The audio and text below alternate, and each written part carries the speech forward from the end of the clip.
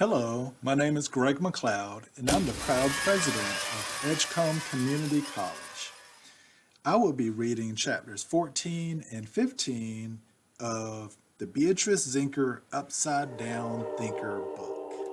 All right, let's go. Chapter 14, A Pretty Great Disguise. Beatrice stuck her head out the door. "Miss Cindy," she called, "I'm ready to go back to class." Miss Cindy didn't answer. Beatrice tried again. "Hello?" No one answered. She tiptoed into the main office and looked around. The phones were ringing, both desks were empty, and no one was in sight. Something on the counter caught her eye. Sitting there in all their bright green glory were Lenny's glasses. A piece of yellow scrap paper was tucked beneath them. It said, "For Eleanor Santos." The phone stopped ringing. All sound was sucked out of the air. The whole office disappeared. All that existed was a pair of glasses and three special words. In that moment, with Lenny's official name spelled out in front of her, the first task of Operation Upside became clear. The day started rough, but it would end on an upside. She knew exactly how to make it happen. If she did anything today, she would get this right. The details of the plan fell into place as she perfected her costume. One brief stop into forbidden territory without getting caught, and the rest would be easy. Untwisting the elastic bands from her hair, she shook her wild mane free, concealing her face in a curtain of mystery. As the final touch, Beatrice picked up Lenny's green frames and put them on. It wasn't a ninja suit, and she could barely see, but it was a pretty great disguise. Before she left, she turned over the yellow paper and left a message for Miss Cindy. And the message reads, "Dear Miss Cindy, I found something to wear and went back to class. See you soon, Beatrice. P.S. I have Lenny's glasses." She hoped it was enough to cover her tracks. Here's a picture of the note.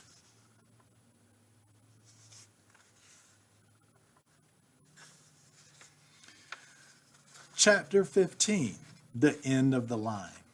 Beatrice didn't have a hall pass, but she marched down the main corridor of William Charles Elementary like she belonged there. Chin up, eyes straight ahead. Her confident stride carried her past one teacher, three fifth graders, and a long line of kindergartners. No one gave her a second look. She didn't slow down until she reached the end of the line, which was the teacher's lounge. Everything she needed was on the other side. Beatrice gathered her courage, counted to 3, and turned the knob. She stepped over the threshold into the teacher's lounge, like she did it all the time. The room was smaller than she expected. A wooden conference table filled up most of the floor, a kitchenette covered one wall, storage cabinets lined another. After surveying the space, Beatrice grabbed the metal handle on a cabinet marked paper. She closed her eyes and hoped for the best. Be open, she whispered. After a jiggle and a wiggle and a little force, the latch gave away. A rainbow of paper packed the shelves. Beatrice searched the stacks, leafing for something very specific, something shimmery. On the bottom shelf, in a pile of scraps and leftovers, Beatrice found exactly what she came for.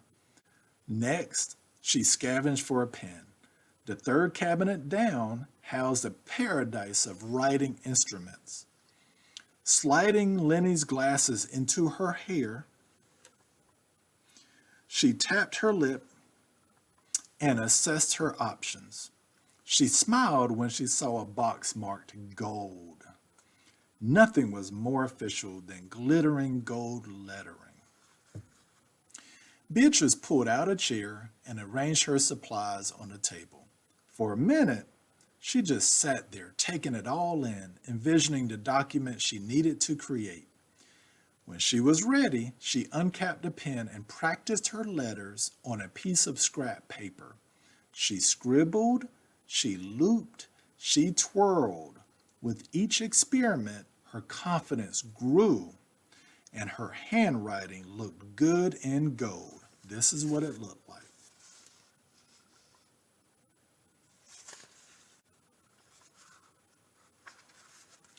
She smoothed the special paper in front of her. Closing her eyes, she breathed in deep and pressed her pen to the real thing.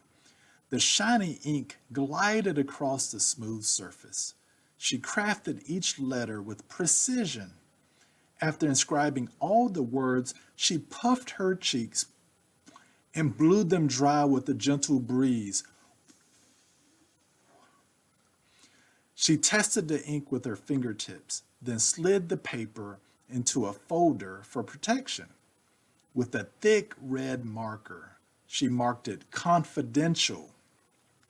The capital letters made her smile. Operation Upside was happening, and it was happening today.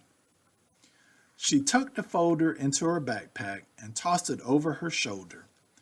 With her hand on the doorknob and her heart pounding in anticipation, Beatrice flicked off the light. Her stomach let out a rumble of protest. Beatrice paused as a new idea sparked to life in her mind. Ooh, it was too perfect to pass up. Flicking the light back on, Beatrice backtracked to the kitchenette and yanked open the freezer. She hopped onto the counter to get a better look. Deep in the back, Beatrice hit the jackpot. Behind a stack of microwave lasagnas was an unopened box of ice cream cones.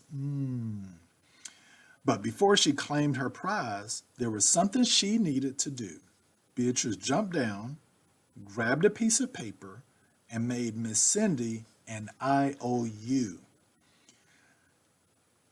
The IOU reads, "Hi, I changed my mind about the ice cream. I owe you BZ." This is what it looks like.